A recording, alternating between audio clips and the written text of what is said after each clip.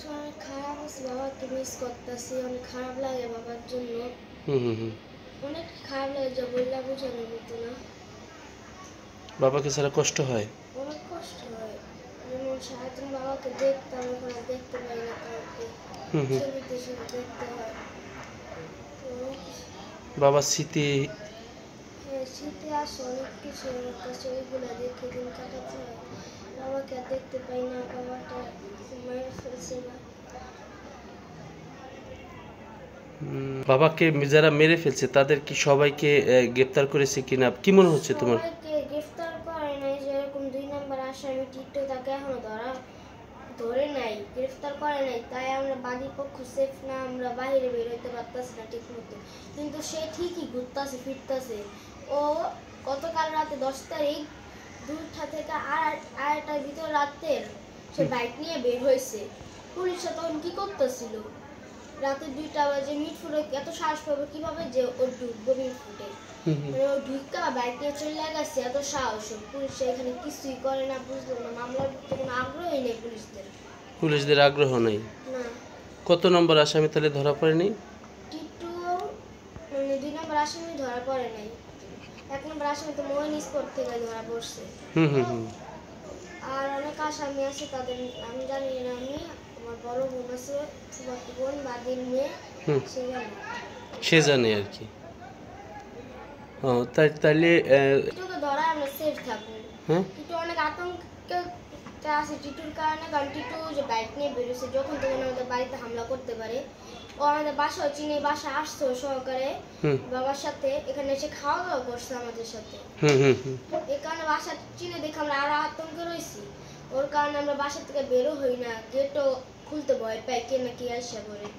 এই কারণে বলতেছি টিটুকে ধরা হয় তাহলে আমরা বাড়ির পক্ষ সেফ থাকবো।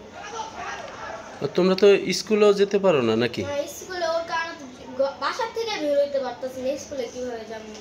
ওর কারণে আমরা অনেক বাসাতে বের হই না কেউ। আসামির জন্য? হ্যাঁ, সালাহ হোসেন টিটুর কারণে। প্রশাসন কি বলে? প্রশাসনের সাথে এটা আমার বড় বোন জানে, সে কথা বলেছে। আসলে তার মানে টিটুকে অ্যারেস্ট করলে মনে হয় তোমরা একটু সেফলি? হ্যাঁ, টিটুকে অ্যারেস্ট করলে আমরা অনেক সেফ থাকবো, কারণ টিটু অনেক আতঙ্ক দেয় আমাদের। অপু দাসকেও। অপু দাস? হ্যাঁ। অপু দাস কয় নম্বর আসামি? ওটা বলতে পারি না, কিন্তু অপু দাস আসামি। অপু দাসকে ধরা উচিত। হ্যাঁ, অপু দাসকে ধরা উচিত। ও হিন্দু। কি মনে হচ্ছে যে পুলিশের কি এখনো গাফলতি রয়েছে তোমার কাছে কি? এটা তো বলতে পারি না, কিন্তু আমরা পিপিআর কাছে কেসটা দিতে চাইতাছি।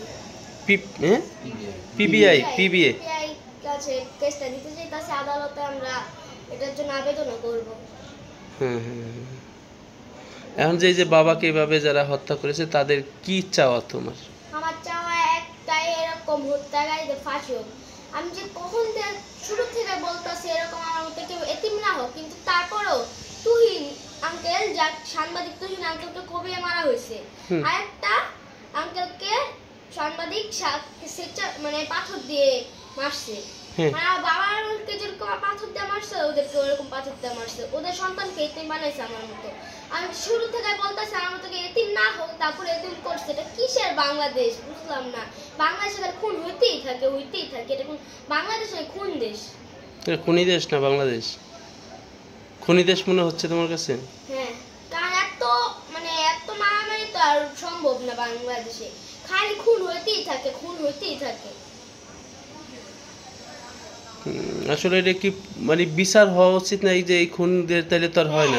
এই যে বলতাছি তো, একটা সঠিক বিচার হলে ভয় পাইবো সবাই।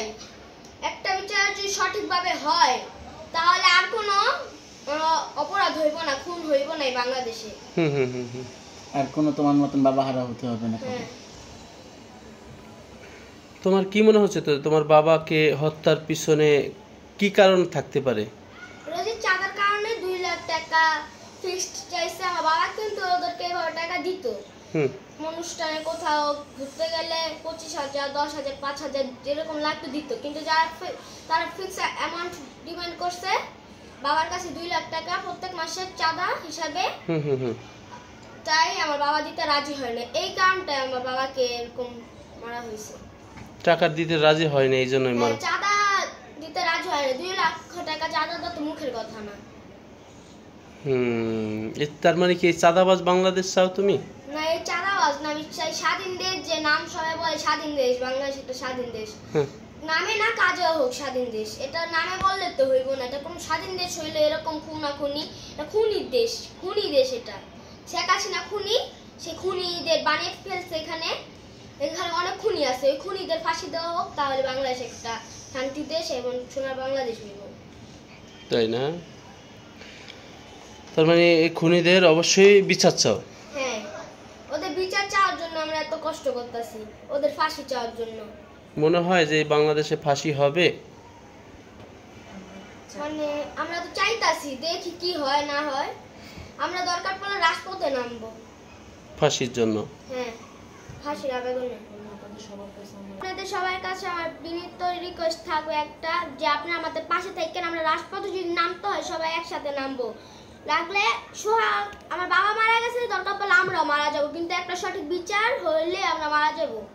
মানে একটা যদি আমাদের খুনের মানে রক্তের বদলে যদি একটা সঠিক বিচার হয়, সেটা তো আমরা খুশি। আমরা চাই যে আপনারা আমাদের পাশে থাকবেন, আমরা যদি আন্দোলন নামি আপনারা আমাদের সাথে আসবেন।